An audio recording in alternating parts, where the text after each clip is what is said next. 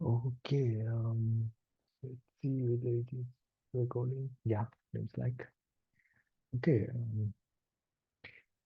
so in last lectures we were discussing about 2D drawing, right? So starting today, we'll be diving into 3D stuff, which will be, yeah, more interesting, more challenging, and above all, very useful. Okay, so yes, you need to know how to do 2D drawing because that's how you communicate when you go to the industry. So you need to produce drawings, um, like in daily basis if you are working in some companies. Um, but most of the time, we usually, okay, most of the time, but in some cases, you will be doing 2D drawings every day. But most of the time, we will be doing 3D models and you will easily generate the 2D drawings from your 3D models. Okay, so yes, so that's why it is very important to learn 3D modeling. And actually, you will enjoy this more than 3D modeling. So as I mentioned, as I told you in the very first class, so 3D modeling is not only related to the engineering applications. So it is very broad. You can go to gamings, you can go think about movies and other entertainment stuff, video commercials, you name it. So you'll see these kind of 3D stuff everywhere. Okay.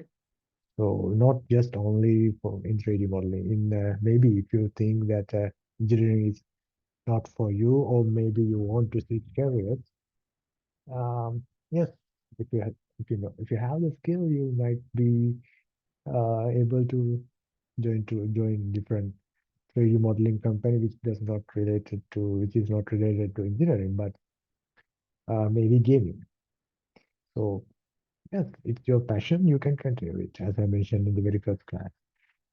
Um, okay, so however, there are some basic stuff you need to know, and I'll be focusing on engineering applications, not related to other stuff. I'm not coming from that background, so um, yeah.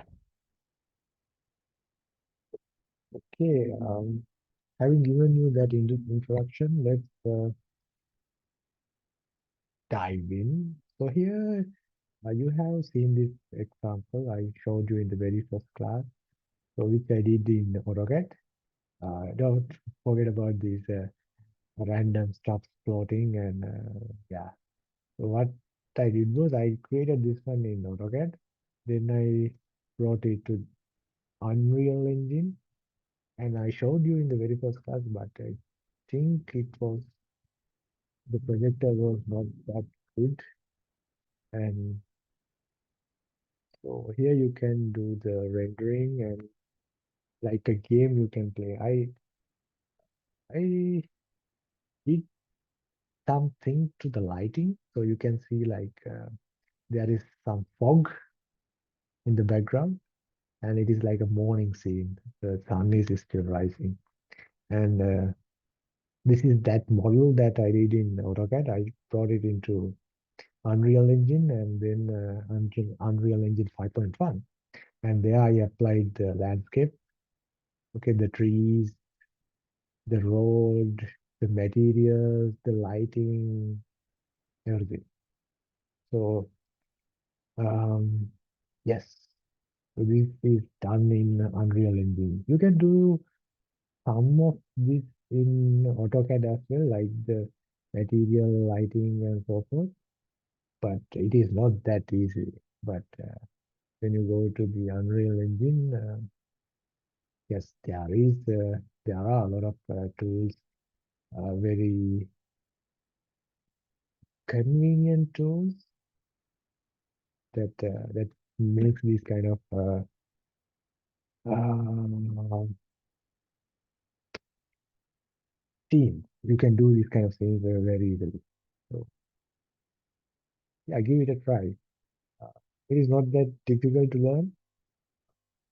Yeah, you will enjoy it, and it is like a nice way to kill time.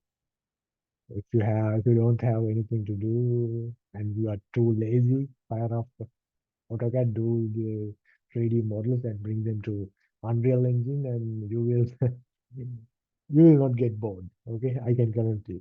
So if you like to spend time, yes, this is a good way to.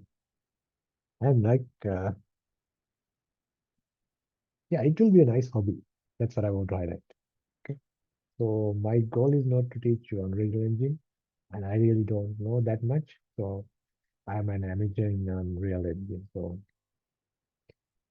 but I can teach you AutoCAD, how to do it in AutoCAD. Uh, yeah. So I don't want to do any changes to that one. Okay, let's get started. So you know that everything that you see around, they are 3D. So, um, so and these 2D stuff that you had been drawing, they only exist in mathematical world. Okay, so therefore, uh, it is you, it is practical to think in terms of 3D and have 3D models. And you will see that there are a lot of advantages in having 3D models or the 2D drawing. Okay. Uh, so one of the most important advantage that of 3D models are they are easy to convince for none. So you can use these models to convince anyone.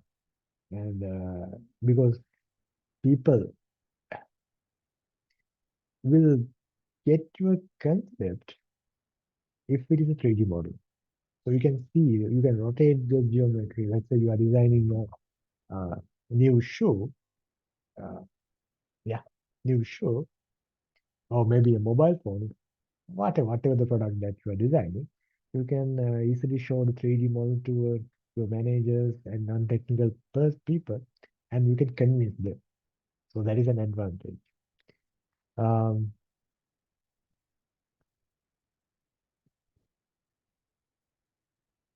okay, so I'll give you more advantages actually. If you have 3D model, like then you can use them. So it is not like you have just one 3D object. So you, especially when you go to engineering applications, you have what's called assembly, where you combine one, say, two or more components together and form assemblies. So uh, if you have like 2D drawings, if you only have 2D drawings, you will not see the big picture, how these parts are assembled. Let's say, how can you um, fit them together? So whether they fit correctly or not, or whether, let's say, for example, if I let's say designing a vehicle and you want to put the engine inside the into the engine bay, and you can check whether there will be collision when you drop the uh, engine to the engine bay. So will it have sufficient space, or whether some parts will interfere? So those kind of things you can clearly see when you have a 3D model.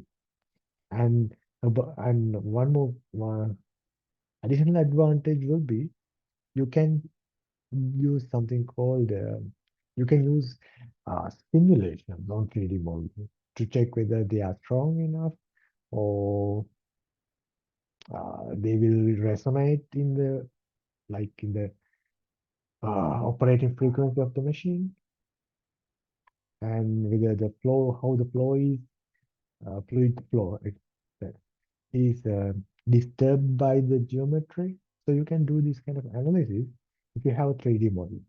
Um, if you can directly bring the 3D models into those softwares and do the analysis. So that's the big advantage if you're doing these 3D models. And also you can use them in manufacturing, in if you're using.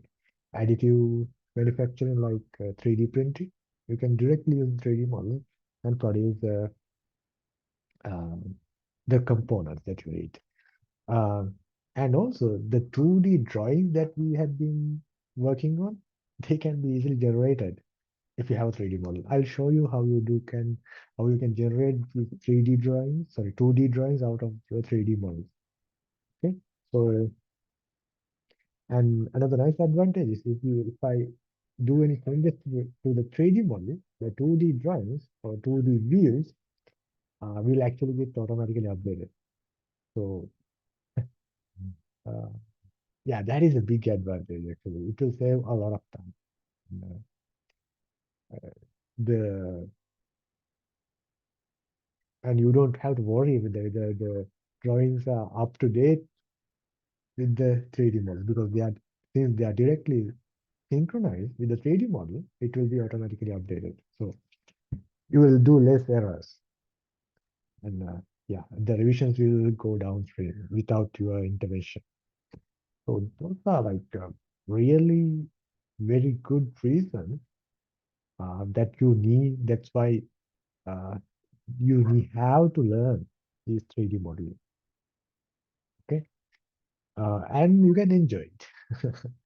As I mentioned, if you don't enjoy, um, you will not go that far. Okay, so try to enjoy what you do.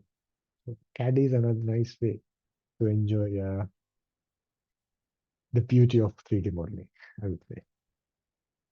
Okay, so I will be just giving you a basic introduction in this part because we have limited time. But afterward, you should be able to start from there and develop your skills, 3D modeling skills. And you need to start right now. And as I mentioned, um, CAD is all about practice. You need to practice. So you can use the old drawings. You can convert them into 3D.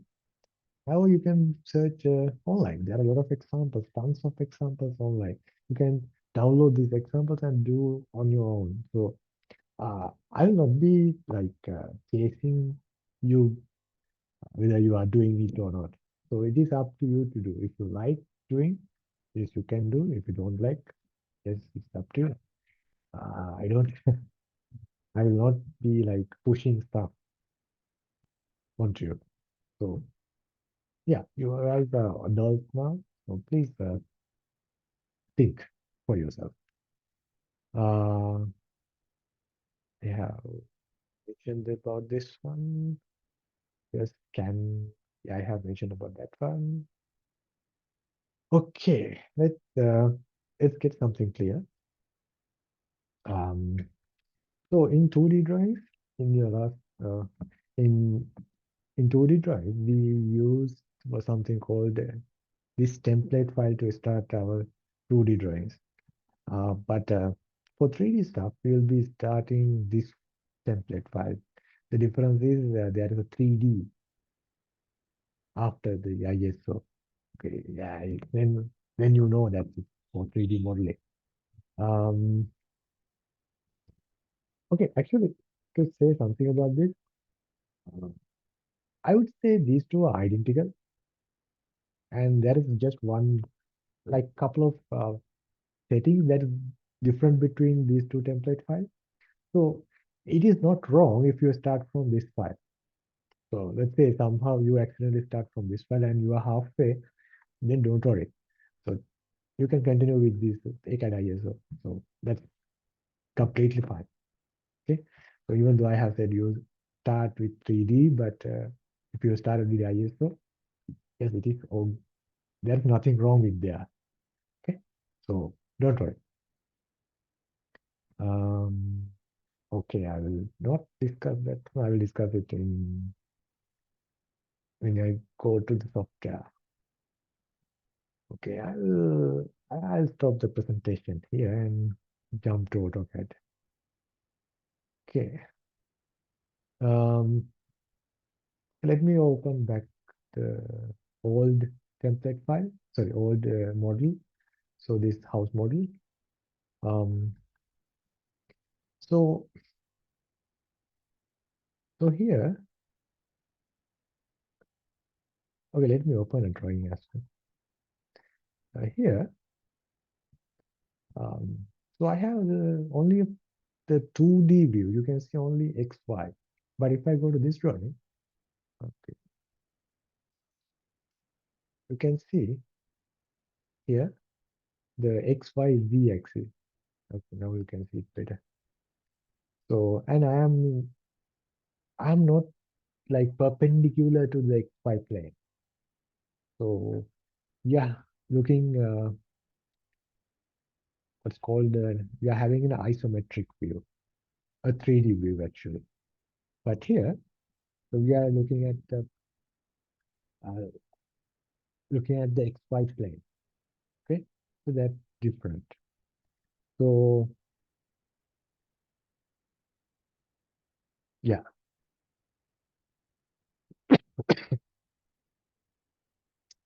um, so before you start 3D modeling, I would recommend you to use um, sorry, I would recommend you to change your workspace.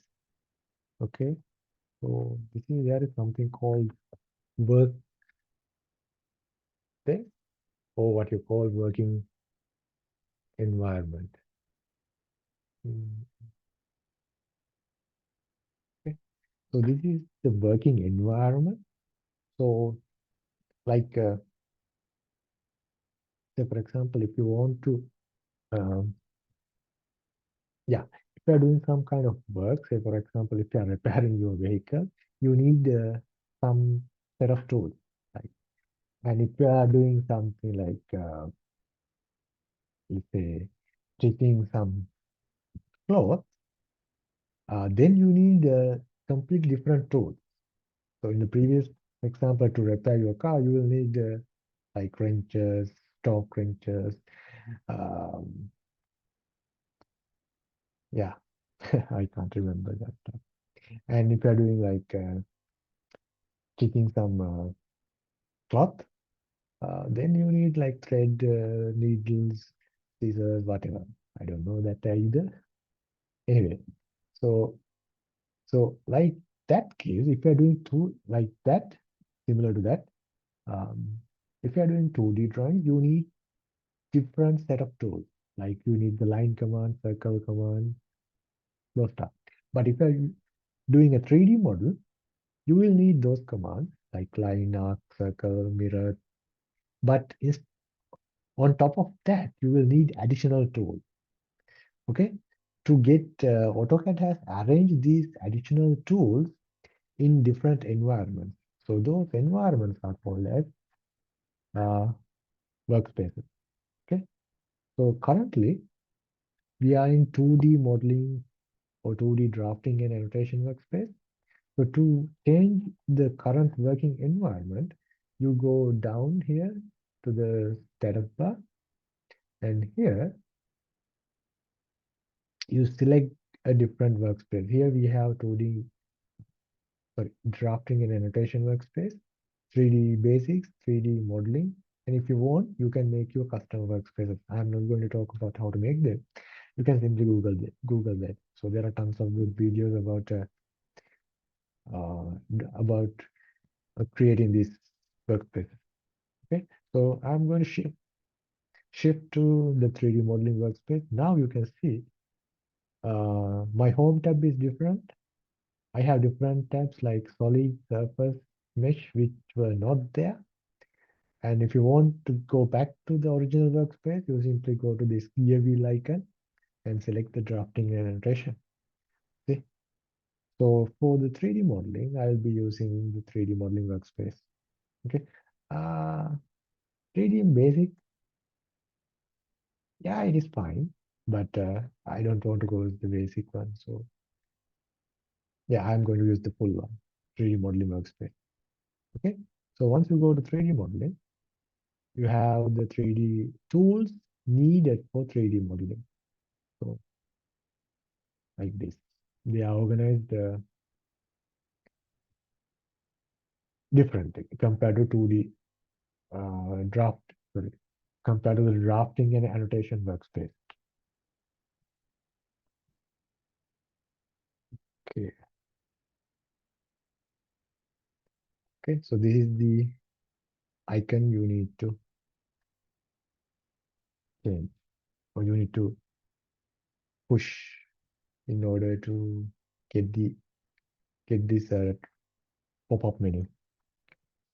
Okay, having said that, okay, I'll keep this one and show you the beauty. Um, okay, if you're starting scratch, you can make a new file, as I mentioned, and here you'll use this one called AutoCAD ISO 3D. If you're starting a new drawing, this will be the, yeah, this will be the working environment. So you will see this XYZ grid and an infinite workspace and an infinite workspace. I'm zooming out, is it doesn't end. Okay,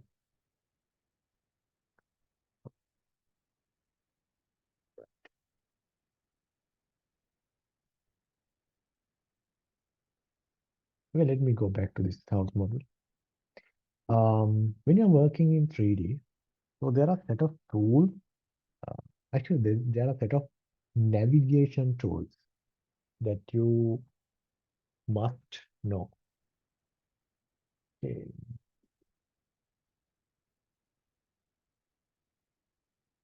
let me say 3D navigation. So there are some 3D navigation tools that you need to know.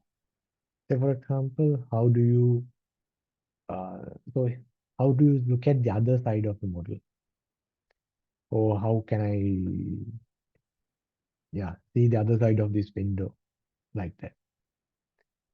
Um, so you already know how to do zoom. So when you rotate the mouse wheel, you are zooming.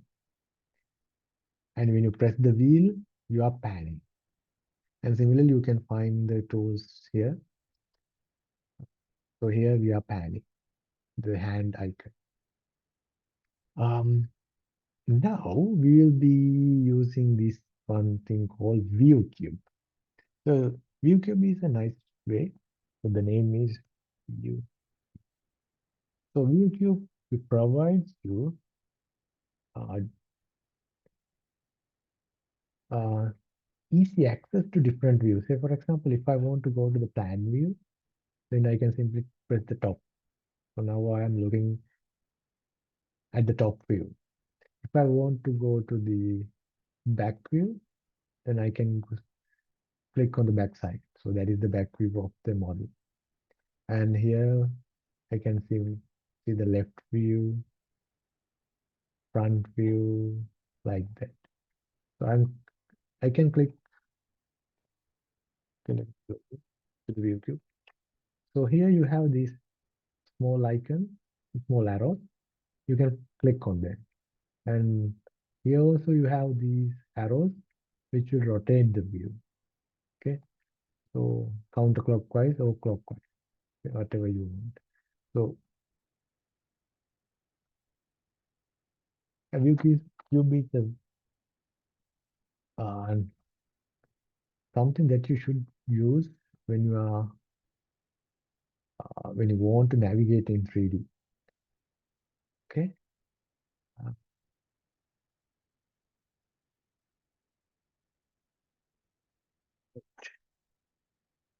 Um, if you don't see the view cube, you can always type the command view cube and you can enable it.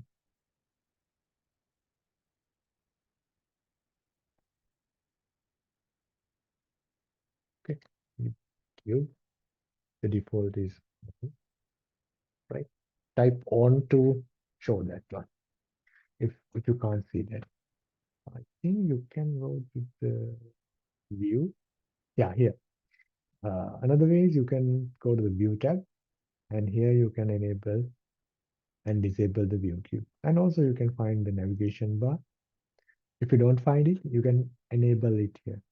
and also the UCS icon, right? Yeah, and also other stuff like the file tab, layout tabs, and those stuff, which are important. In addition, you have the properties, layers, those palettes as well. Okay, so yeah, so ViewCube, use it to navigate in your 3D environment. By the way, you can click on the edge, then vertices and faces. Okay, so depending on where you click, the view will change. Okay, so I kind of love this tool. Yeah. Okay. The other tool that you want to know is the orbit. So as I mentioned, if I want to look at the backside, one way is you can use the view cube, but I don't typically use that. So I typically use the orbit command. So to access the orbit, command is orbit. What you have to do is press and hold the shift key and pan, pan with the mouse. So you know how to pan. So you hold the shift key down and then pan with your mouse. So this is what called the orbit.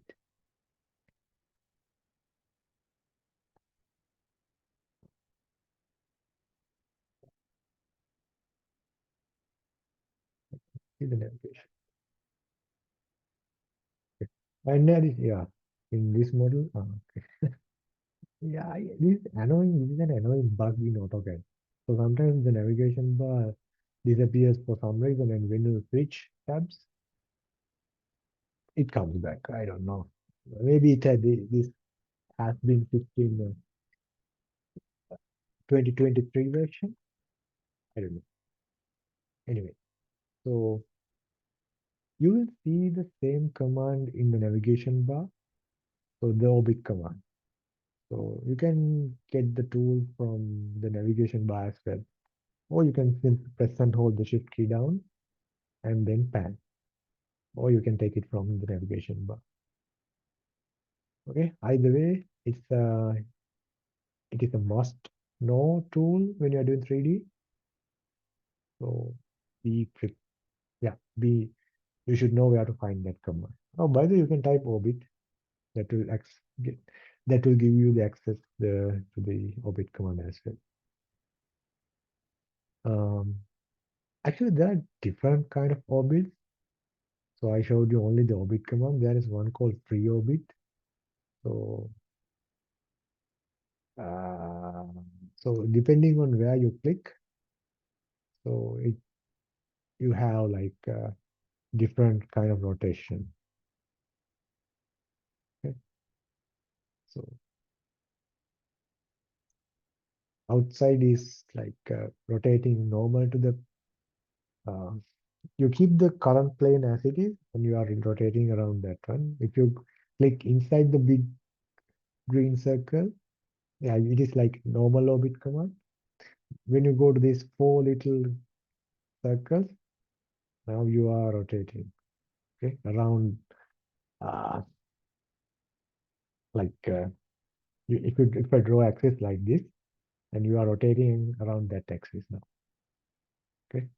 So there are different ways, um, and there is another one called continuous orbit. So this is like I'm not doing anything, so it is rotating by itself. Maybe if you want to annoy your coworker, or maybe if you want to appreciate the beauty of your model, you can use this one, but I never use it. Um, yeah, but depending on how you drop it, it will rotate fast. If you want to rotate it fast, you can drag it you can make a quick drag, and if you want to rotate it small, You so slowly drag it and release. And so this is the fastest. You will get nausea, motion sickness. Okay. Or a gentle touch to rotate like this, very slow. Yeah, so you can stuff you have. Okay, so this, yeah, you will not have this setting. I have 3D mouse, that's why I. Another one is we have something called the steering wheel. Okay, yeah, you can use it, but I typically don't use it. So you can do zoom, orbit, pan with this. Yeah, okay. I don't typically use that. Again, the navigation bar is gone. Okay. I typically use just the orbit command for that one.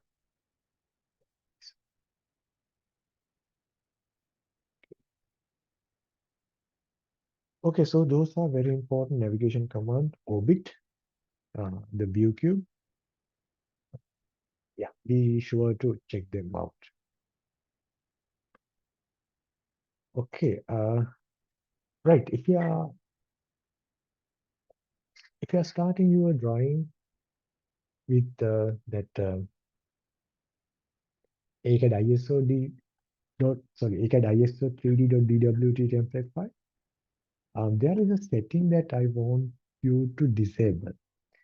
It's kind of annoying when you're doing 3D models in, especially the mechanical type 3D models. Uh, Maybe if you're doing architectural drawings, architectural models, it might not be the case, but I recommend you disable this setting.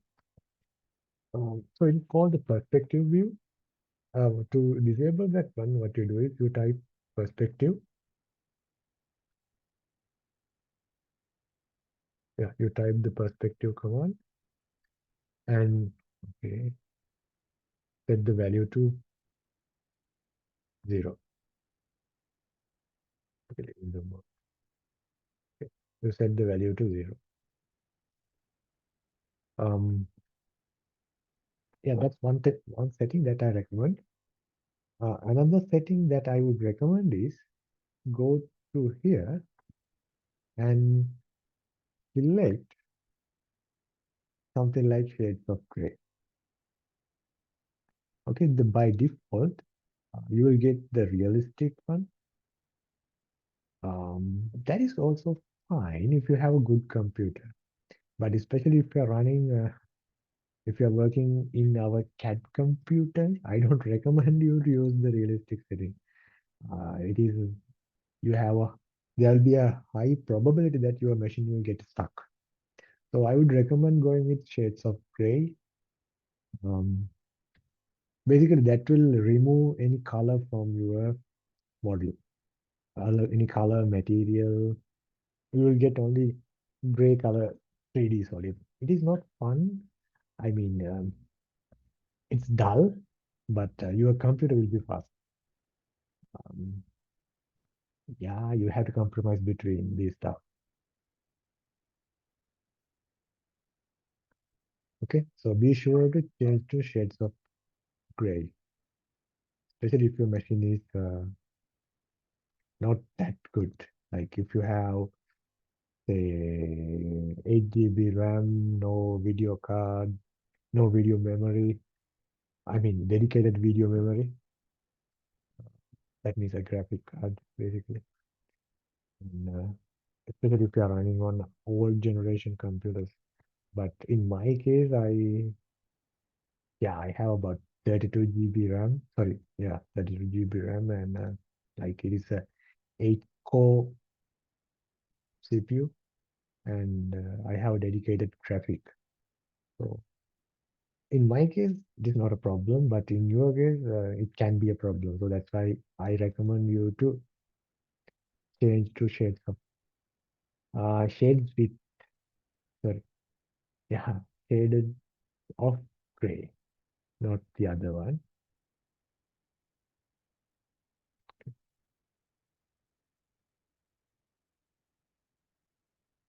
Other one is quite similar, but I like this one. So it's just plain gray color, nothing fancy. Okay. Um, yeah, those are like the preliminary work that you should do if you want to have a smooth experience. Okay. Remember, if your machine is like if you have a workstation or very high-end gaming computer, then you don't have to worry. So yeah, everything will be fine. But most of you don't have something like that, and at our computer lab, we don't have that those kind of machines. So yeah, you need to be careful. Otherwise, you will not be able to do the 3D models. Okay, I think the preliminary stuff is that. Okay, yeah, let's start 3D modeling. Okay, I don't want this one. No, I don't want this one either. Right, I'll keep uh, this one. Okay, let's come to the workspace. So here we have different new tabs like solid tab, surface tab, mesh tab. And remember in this module, we'll be only working with solid. Uh, Even though the surface modeling is very important, we will not be going to that one. Sorry, surface. Surface modeling is a very important concept, important modeling technique, especially if you are into like industrial product designing. Like if you want to create very organic looking shape, then you should know these kind of modeling. Like if you want to do auto designing, chip designing, board designing, consumer product like shoes, shoes, plastic parts, yes, then you need surface modeling. You will need surface modeling. But I will only be focusing on solid modeling. So yeah, so I will be usually using the home tab and the solid tab. That's yeah, that would be all. Okay.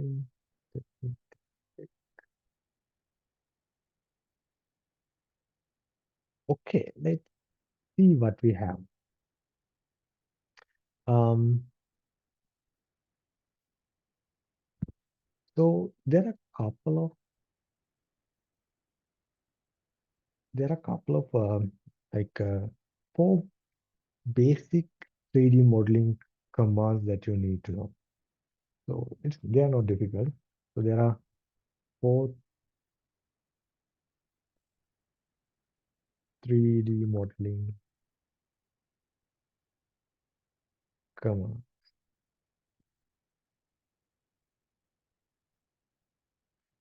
So yeah. So the first one is called as extrude. So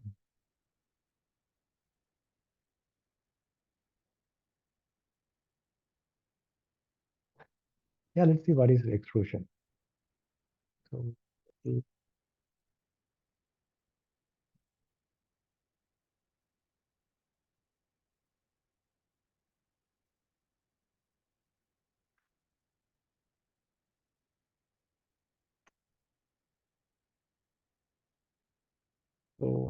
let me show you. So these kind of stuff that you see, these aluminum profiles, so you can see how complex they are. Uh,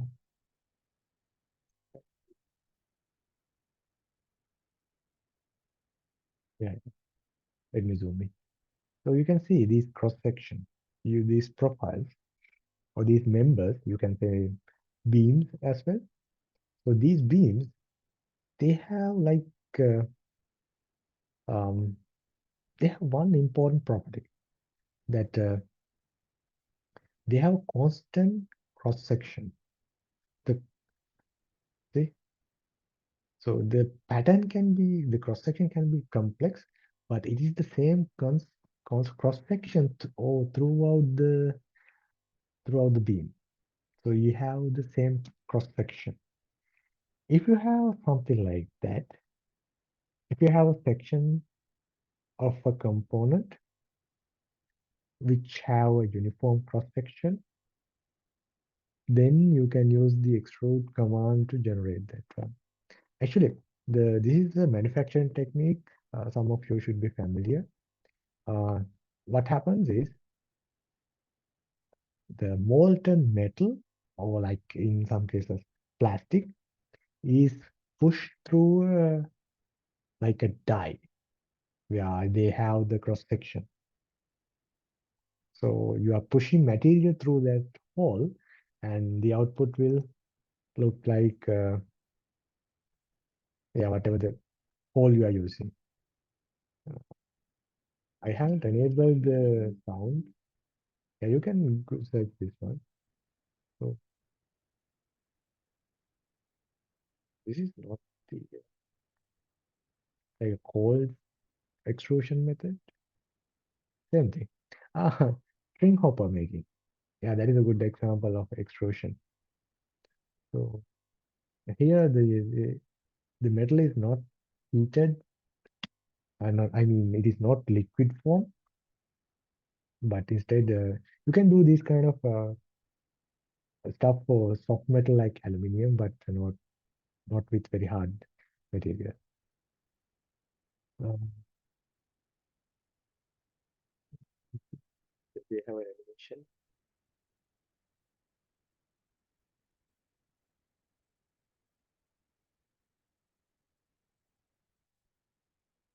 Tab.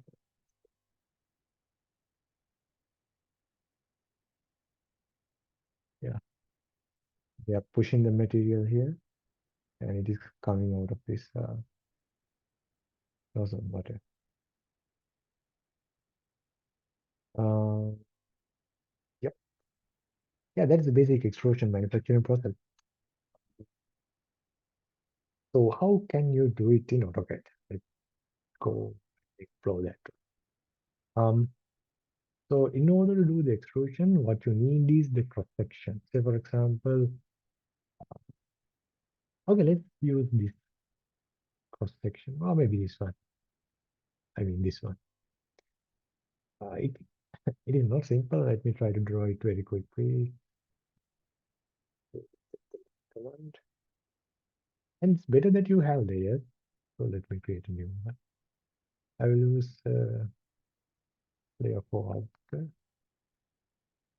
and 3D. For the color, I will use, yeah, plain old blue color. I don't know why I use that color. I forgot.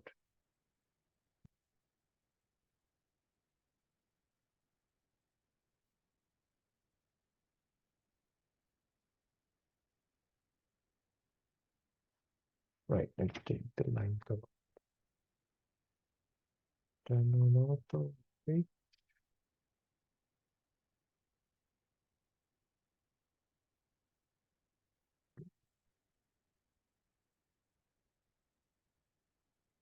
I got the grid as well. Um,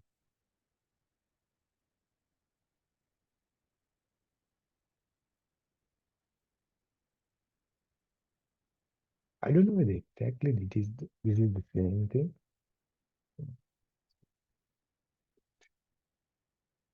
10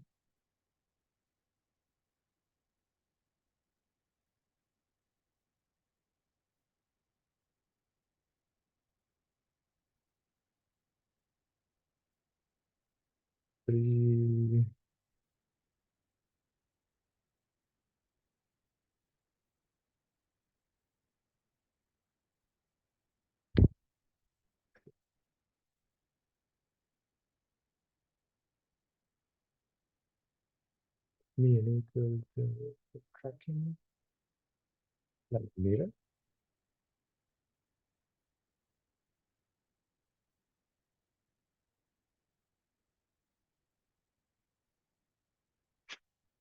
Let's say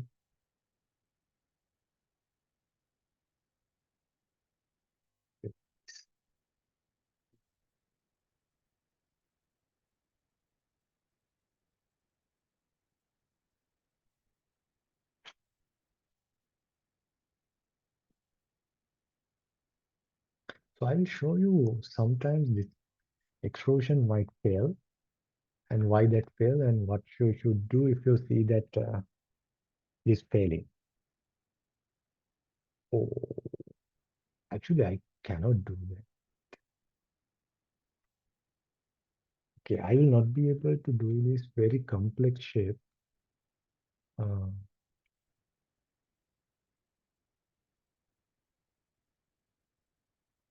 Actually, I will not be able to do this internal hole. That will be the only only thing that I will not be able to get. But other stuff I can.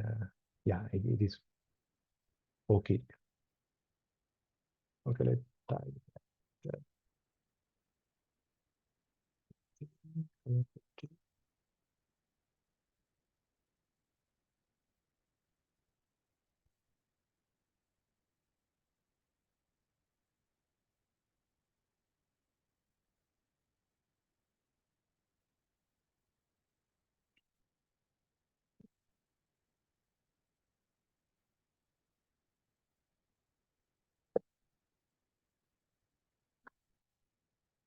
Very right.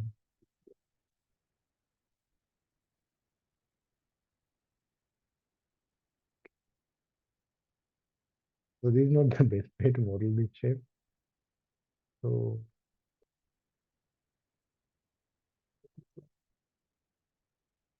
yeah, this is actually the best way to model this. Let me do the offset.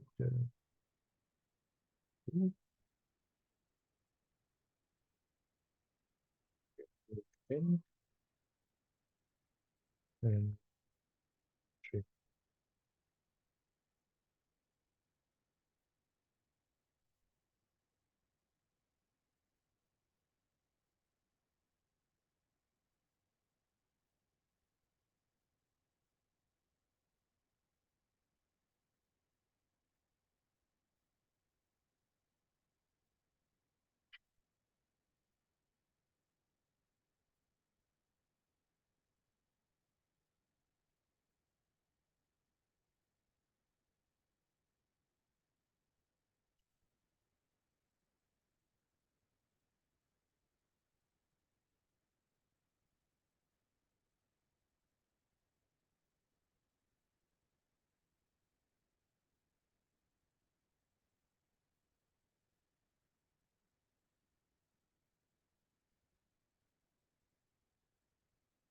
Yeah, let me have a trim.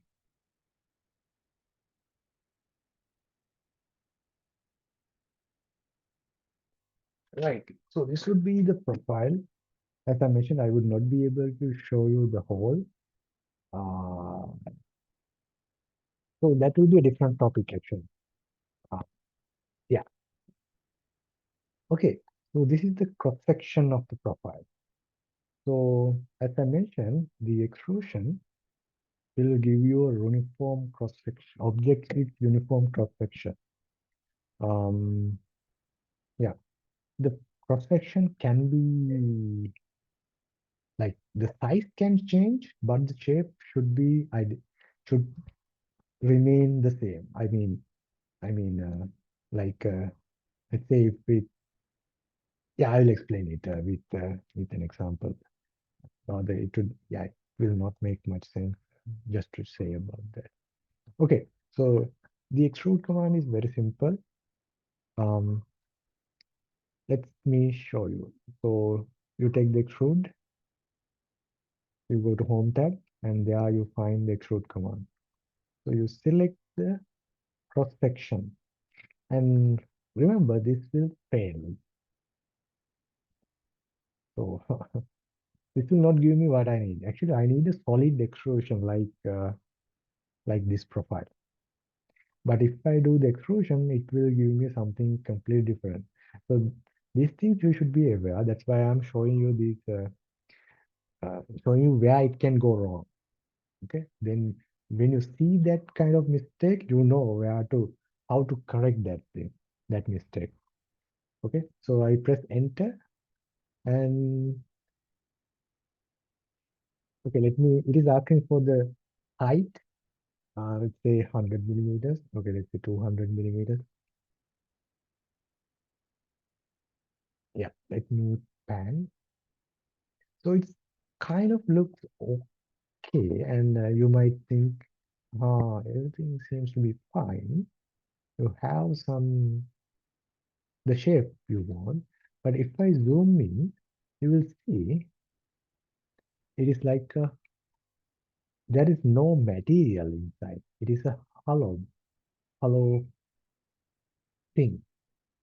Only the outer surface is there. So I was expecting this to be like filled with material. And look what happened. I can simply select one of these surface and break it out. See? So these are not like connected solid.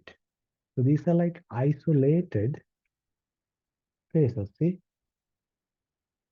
So this is not the output you need. So there is a problem with, if you see a similar problem with your model, it means that something is wrong with your cross section. Okay, so this is the remedy that you should have, apply, or this is the correction you have to do in your model. So if you look at the object, that means your cross section, you will see that it consists of individual lines. See, these lines are not connected. These are separate line entities. So what you have to do is you need to make them a one connected line. That's all. Okay, how can I do that? So for that, you have what's called the polyline. You need to convert the line segments into a polyline. Um, then you might be wondering how I should have used the polyline command to draw that. There is the polyline command. So if I had drawn it with polyline, yeah, that is a connected line. But there is a way to convert existing lines into a polyline. The command is simple. The command is join. You can type J for join command. So join, simply type J and select all this, enter. That's all. Um, that's not all actually. And here, AutoCAD is telling me that initially there were 34 segments. Now they are connected into two polylines. Still, it is not one polyline. So this is one polyline and that is the other. So I'm going to apply the join again, enter. Now it looks okay, but there is you need to check whether everything is connected or not. So to do that, make sure to go to properties and scroll down and check whether the polyline is closed. If you see no here, then your geometry will fail. So if you see the no in this drop down menu, you can select the yes, and that will hopefully solve it. Um, Sometimes it can fail. Okay, now this is a closed polyline. See, when I click on some line segment, entire cross section gets selected. So what I'm going to do now is select the extrude command, and for the height, let me type 200 again. Now if I rotate, see, it is one connected solid. Okay. Unlike the previous case where I was able to select a surface and detach that from the original solid. So yeah, this is the extrusion command. Okay, once you do the extrusion, you can always go to the properties, and if you want to make it small or large, you can type the new height. So now this is 1 meter tall. And okay, let me show you something cool. Uh, do I have that setting? Uh, no, think, yeah, this shape is somewhat complex. Mm, okay, so there is something called taper angle. Let me try to give it a 0.5 to check whether everything works or not. 0.5 is too much. 0.05, let's see. No, I will use a different example. So this subject is too complex for that. Okay, so that's how the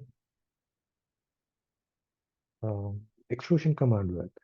So let me create a polygon very quickly. A number of sides, let's say 6. Center somewhere here. Okay, I will select something. Okay, right. So this is the polygon. Now I'm going to apply extrusion. So note that this is by default a polyline.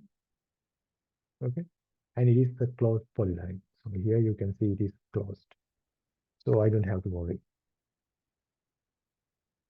So I can type ext for extrusion, select the cross section, and type the height like 200.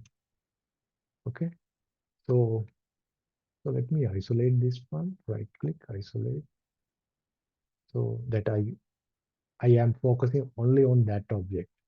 So everything else will be hidden when I use the isolate. So I'm going to go to the properties. So not quick properties. Okay, come on, properties.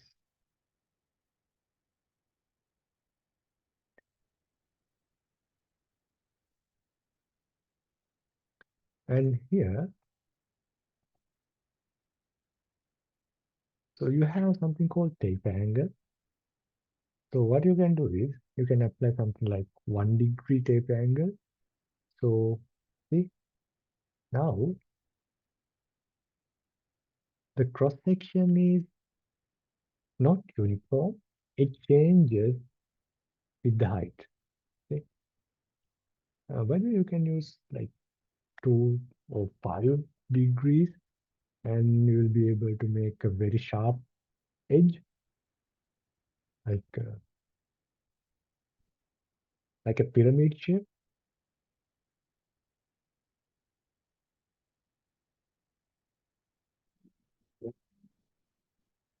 something like that.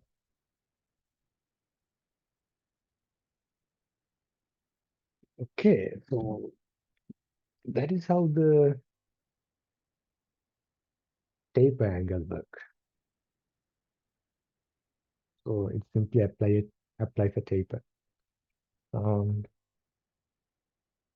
yeah, that's so here the cross section is changing. That means if the shape of the cross section remain constant, but the size changes. So yeah, that's how the um, extrusion command work. Okay, so I'm going to close that one. Right click, isolate, end isolation. So when you use the end isolation, this one, By the way, I'm using right click menu, right click, no enter. Um, so let me select these and drop them into the 3D layer. Okay, yeah. Okay, let's look at the next command. So here um, we have gone through the extrusion. So it is a very useful tool, and the house model that you saw previously, it is almost, let's say, 95 to 98% extrusion command. So yeah, you can see the importance of that command. Okay, next we have what's called sweep. Sweep is another very useful command. Uh, okay, let me show you an example.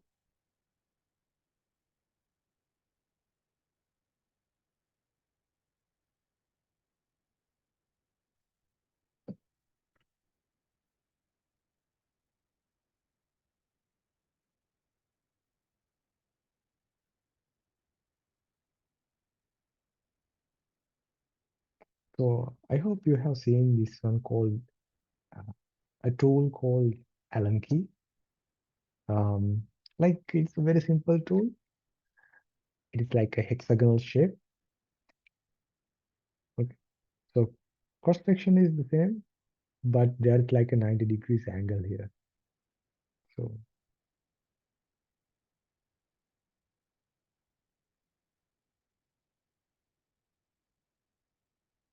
yeah, this one. So here it is 90 degrees from here to here, and so there is a curve in this location. Okay. Let's see how can you do that. So let's try to model a Allen key. So I will start with the line command. So let's say this is 100 millimeters, and this part is, I don't know, 50. I'm just guessing some values, and let me apply here fillet radius of 50. Right. Okay, so remember, okay, I will explain it. I will show you what's wrong, and then I will explain what you should do. Okay, okay. I will draw a polygon, hexagon. Uh, and this one will be inscribed in a circle. Like, okay, I don't need the circle. Okay, let me put it to the 3D layer. Okay, so what I'm trying to do is want to get this hexagon and I want to sweep it along the path. And by doing so, you will be able to generate this 3D. Okay, so, and remember, like in the previous case, your cross section need to be a, yeah, I need to go to the properties. Your cross section need to be a closed object. So it can be a polyline or it can be a spline. Okay. Usually we will go with polyline, not spline. I haven't talked about the spline, so let's only talk with polyline. So it should be a closed polyline. Um, okay, let's see what it does. So I'm going to go to the extrude, sorry, extrude, not extrude, sweep command. Um, for the object, you have to select the cross section, press enter. Then it will ask for the path. I'm going to select this one. Uh, it kind of give me something, but it is not exactly what I need. Okay, I need to do what day. Okay, I will scale this one down. It's 0.5%. Sorry, 0.5 scale factor. I have reduced the size by fact, a factor of 0.5. Yeah, that will do. So command is sweep. Okay, so if I apply the sweep, you will see that it is only going up to this point. It will neglect this part and that part. So that is because the path is not a polyline. It is not connected basically. So if you are doing something like this, make sure that the path is connected. So to connect the path, you have the join command J and select. So now it is a connected polyline. And it should not be closed one. And uh, I think yeah, unless you want a closed path, don't make it a polyline. Sorry, don't make it a closed polyline. However, there should be a polyline. It should be a connected from start finish. Yeah. So now I can take the sweep command, select the cross section, select the path. Okay. So that is my Allen key. So cool, right?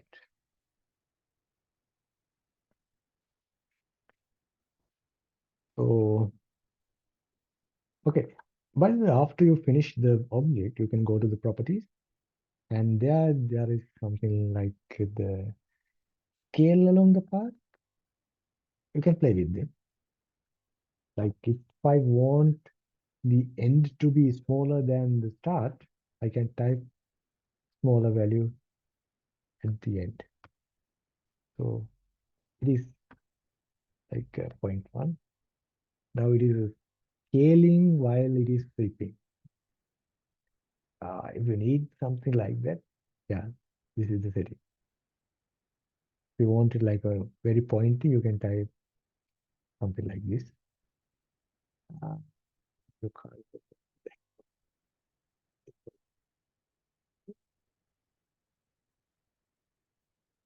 that would be good enough. Yeah. Okay, so that's one thing. I'm going to use one. And then cool thing is, uh, you can use this option called twist along the path.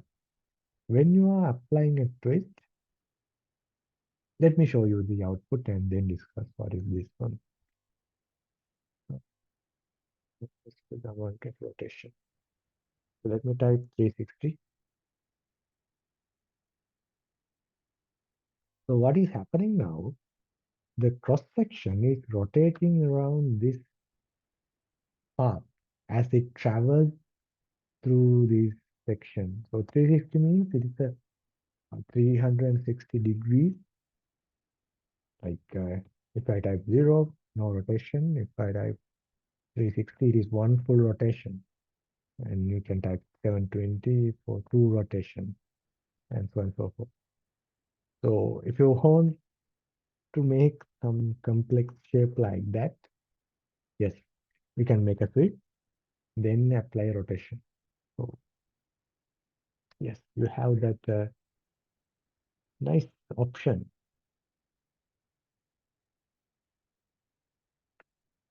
Uh, right now, I don't need that. Yeah, that's what you do. And by the way, if you go with the larger value here, yes, you can increase the cross section at the end. So with the sweep command,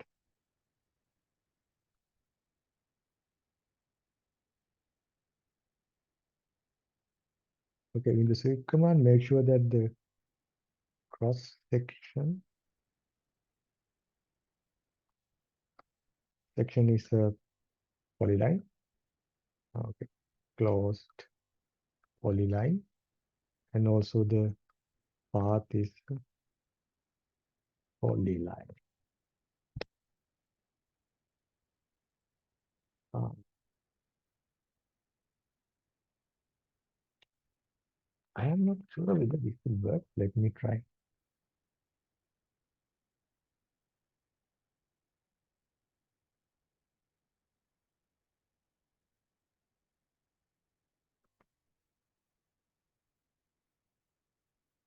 It works. So this is the donut. So yeah. So what I did was I used this circle as the cross section and that circle as the path. So it is the output is this. Uh, yeah, you can actually go increase it large. You can increase it further and let's say this the cross section. This is the path. Oh, right. Nice. Yeah, if you want to draw donut, sorry, if you want to model a donut, yeah, that's what you do. This cross section is circular, and if you want, you can even use a ellipse. You can use an ellipse, not an ellipse. Okay, so yeah, that is the sweep command. So you have the cross section and you have the path.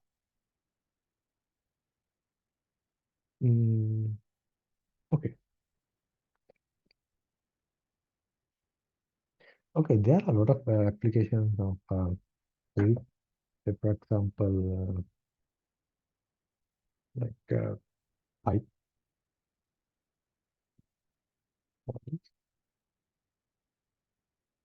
So these are all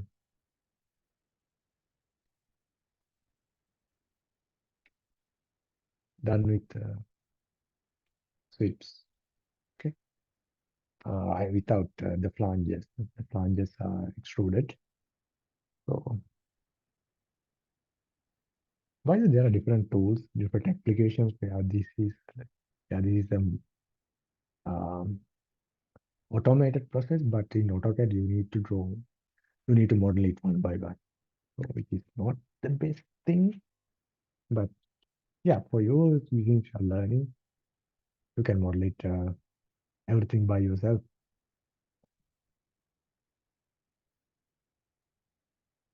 Right, sweep is a nice tool, and the next one is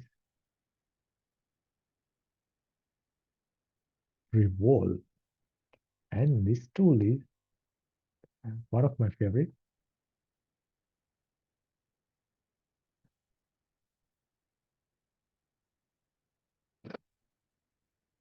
Okay,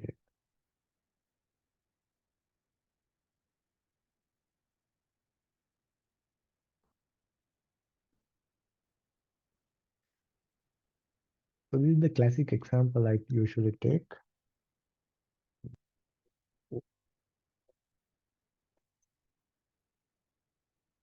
Let's suppose you want to model a geometry like this.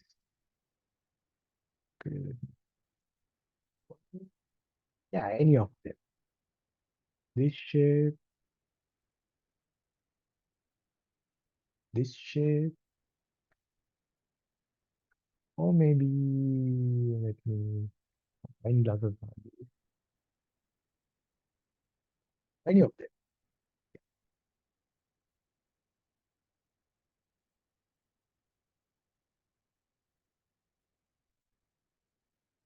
Okay. So if you want to do a model like that, what are you going to do?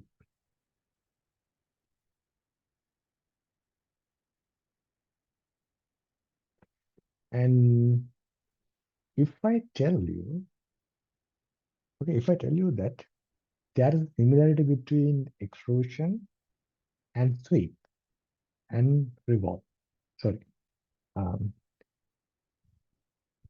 sorry, if I tell you that there is a similarity between extruded part,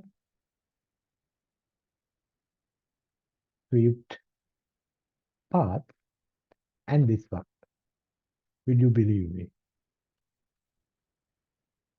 There is actually similarity between this wine glass and this extruded part, sorry, extruded object and the swept object.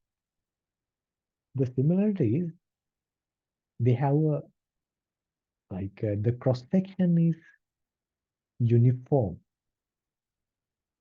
and if you look at the geometry and think a little, you might wonder where the heck is where it is uniform. So if you look at this part, the diameter is different compared to the bottom, and here the diameter is uh, very small, and uh, and here it is filled with material, and here it is empty. Most of the glass is empty. I mean, empty means um, it is not solid object. So you have the provision to put the beverage in here. In this case, it is wine. But in this part, it is completely filled with glass material, and as the bottom section now as well. So how can you say? You can ask me the question. How can you say that it is having a uniform cross section? So the answer is the wine glass has a uniform cross section. That is a fact. But it is not. So let me take a copy of this one. Go to paint. I use paint. Uh, okay, let me get my pen. Since I have the here. Okay, let's see. Yes,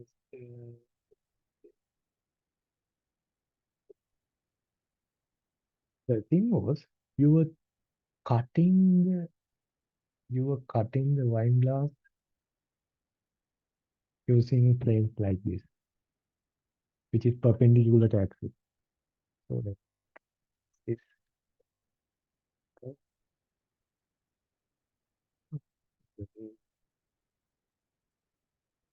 this is the axis of the wine glass. So previously,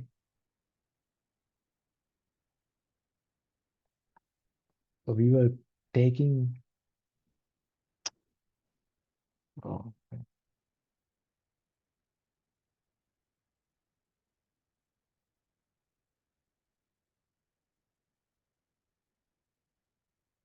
right. So we were actually cutting perpendicular to the axis. So then, so yeah, definitely the cross section changes with each section. But if I think about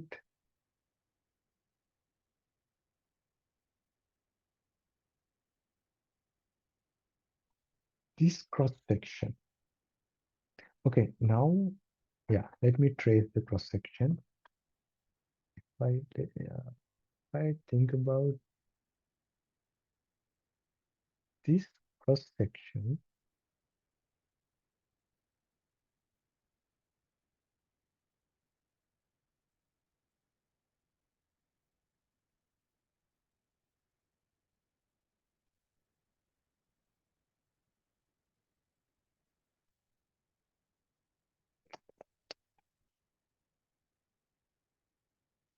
okay, I do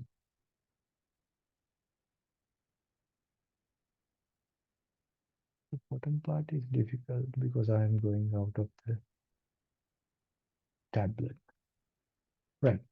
If I think about that cross section,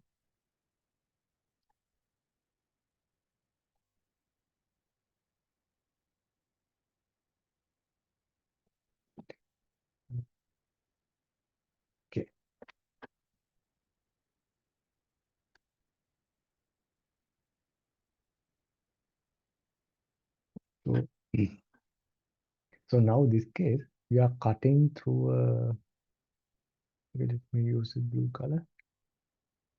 We are cutting through a plane. Okay, so we are cutting through a plane which is parallel to the screen. And that plane is going through this axis, green axis. So that will give me this cross section in red color. So this section. So that cross section is the uniform cross section that I mentioned. Okay. So what happens in these kind of models is you draw, you have this cross section, and that cross section is rotated around an axis to generate the 3D solid. Okay, let's go to AutoCAD and see whether that is really the case. Okay, let me try to let me try to take this into AutoCAD. Okay,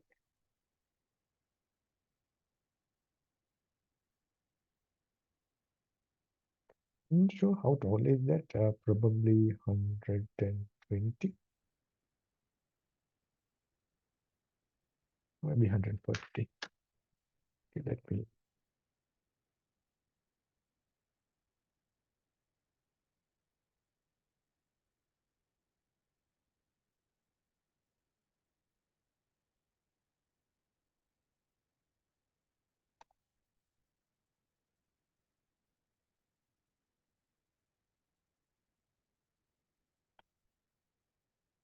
Okay, so what I'm going to do is I will scale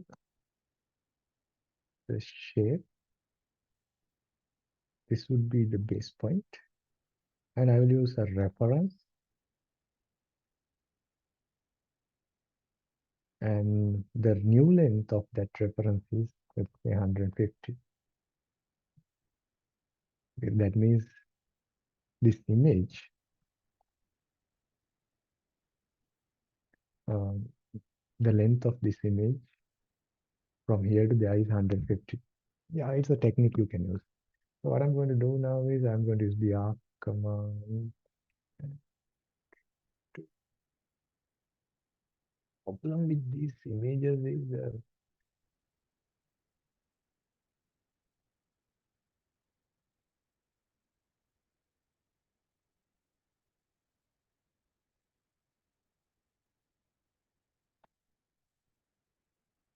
it's very difficult to see the um, time.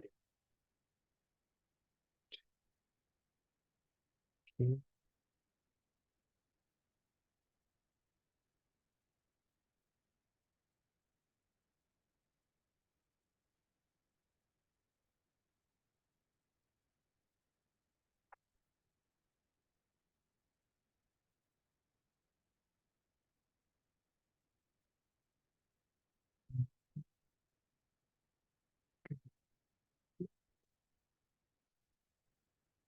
I can, okay, I will use the continue arc option. Okay, let me hit the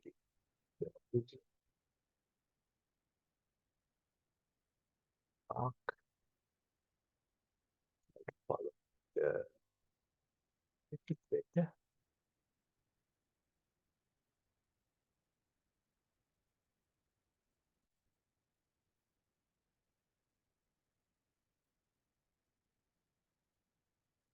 Okay, for these kind of works, you need patience. But I can use the continue arc, so it will be tangent to the previous arc, and select the continue arc again.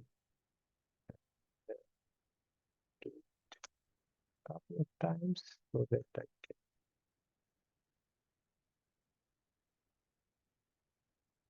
get the perfect shape.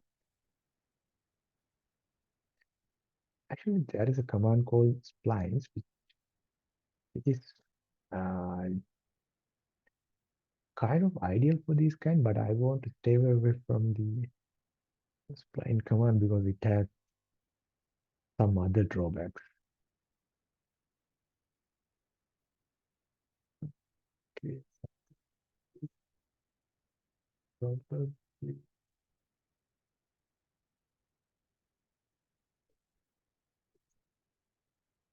and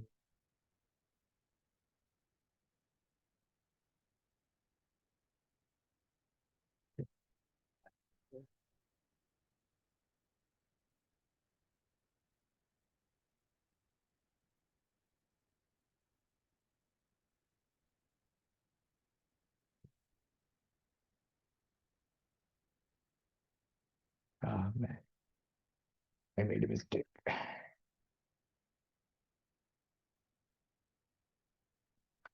Oh, that's fine.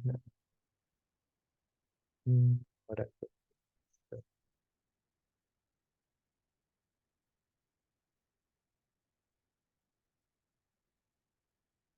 let me try to extend it. Let me draw vertical line.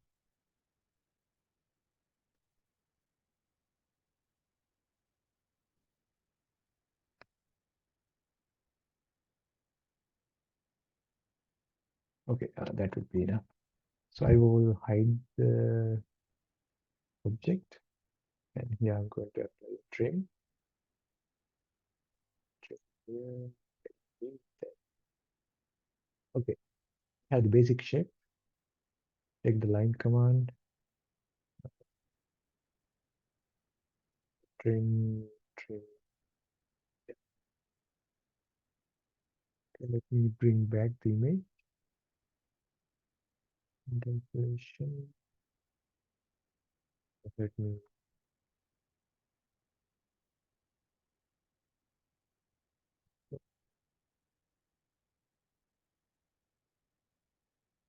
Then I'm going to apply a offset command.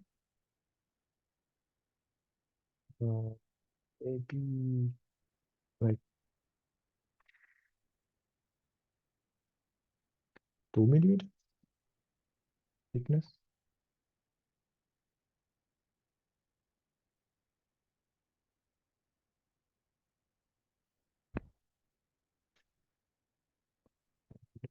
Then this. Right, I don't need that frame.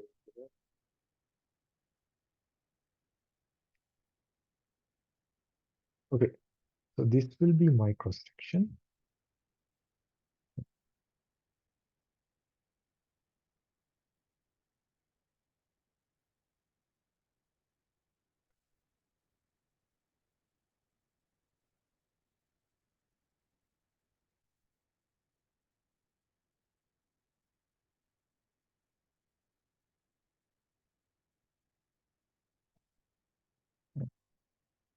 Here as well.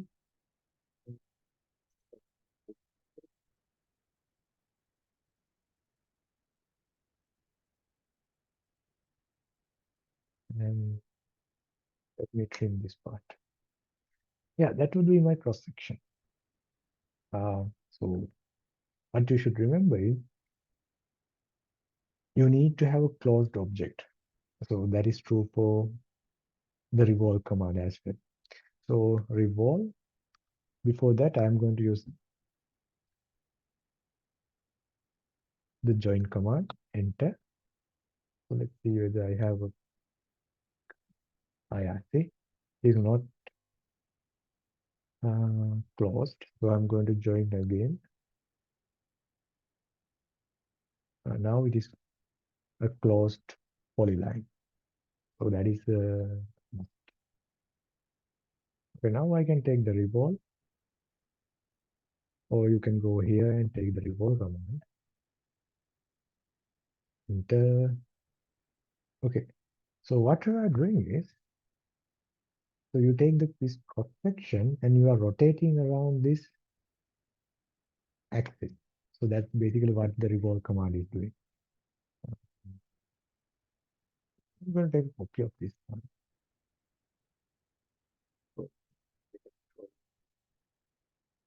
So revolve. This is my cross section. Enter. For the axis, I'm going to select this vertical line.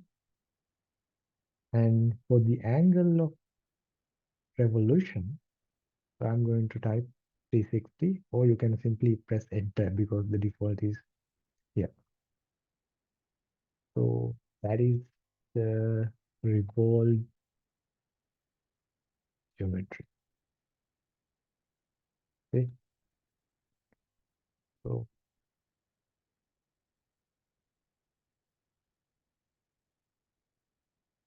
right. If I got the realistic view, you will not see those stripe like feature. And by the way, you can go to material.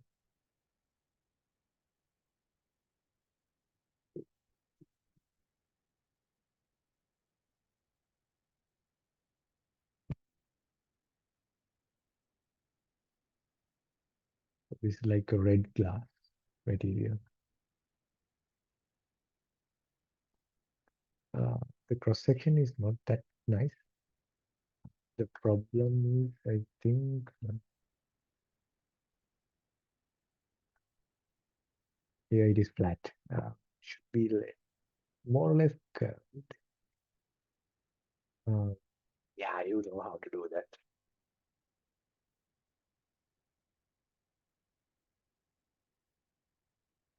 So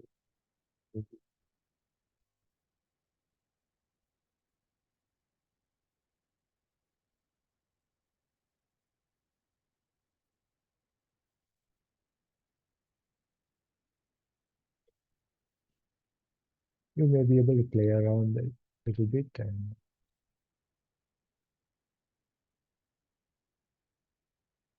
hopefully get the desired shape. So I'm not going to play here.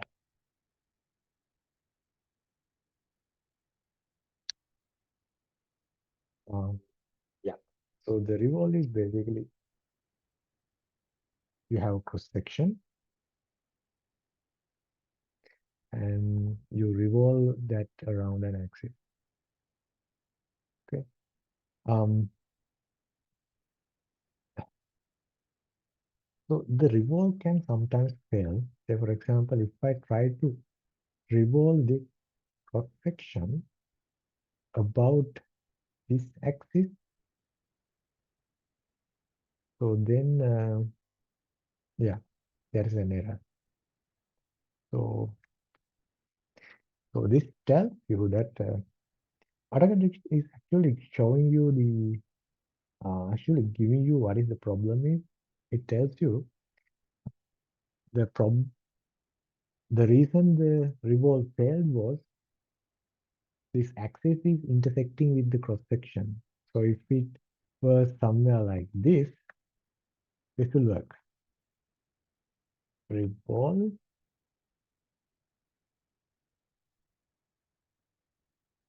See, that piece, but kind of cool. It's all about the axis. So from wine glass to I don't know what the heck this is.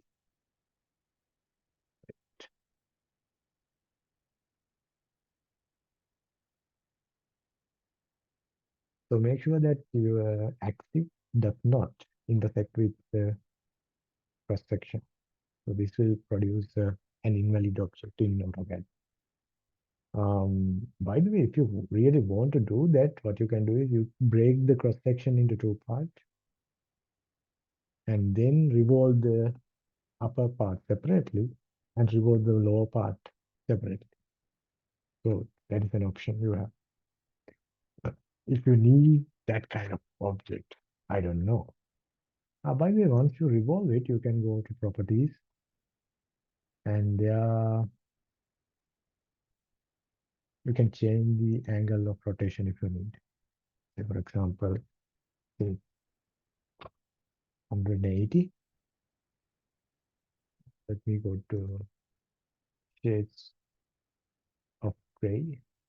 Now it is not a full rotation, so it is only 180 degree rotation. So you have half of the as. Okay.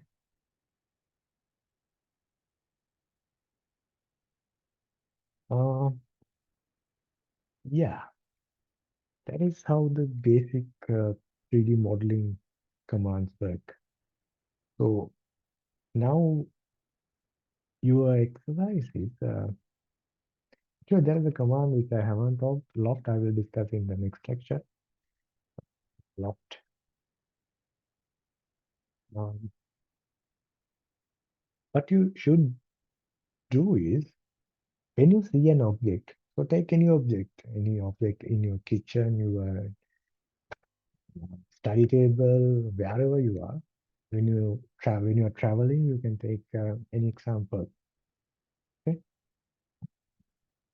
so take an object and try to identify different features. So you break down the geometry, not actually in your head, not physically. You break down the object into little pieces. So some part can be modeled with extrude, some part can be modeled with sweep, some sections can be modeled with revolve. So there are a lot of objects that can be divided like that. So okay, okay, okay.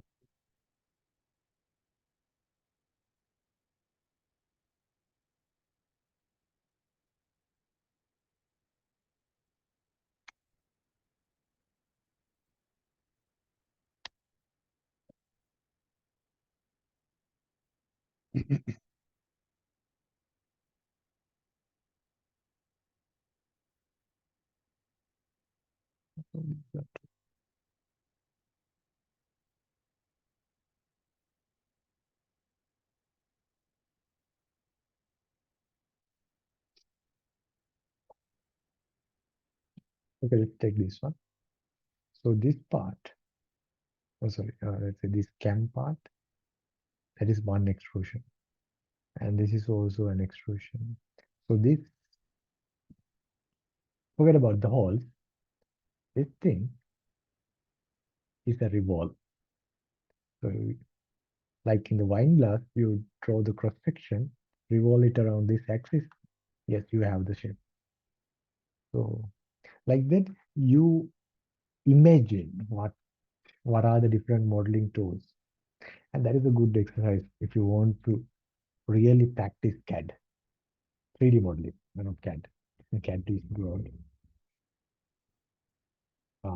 Yes, that's a skill you need to develop when you want to 3D model something. So by looking at the shape, you will be able to quickly identify what are the fundamental features, fundamental modeling commands that you need to apply. So you dismantle everything in your head and then assemble those dismantled dismantled stuff inside the CAD program. So yeah, try to imagine that. So it is your imagination that is the boundary. Okay? If you break that barrier, I don't know where is the limit. There is no limit. Okay. Yeah, today we discussed about the basic navigation commands and the three modeling commands that we frequently need. Sweep, revolve, and extrude. And next day we will talk about the Boolean operations and the loft command. And once you get the Boolean stuff, yeah, there is enough. You can model anything. Um, okay, that would be all for this lecture. Yeah, see you soon with the next lecture. Right, have a nice day, everyone.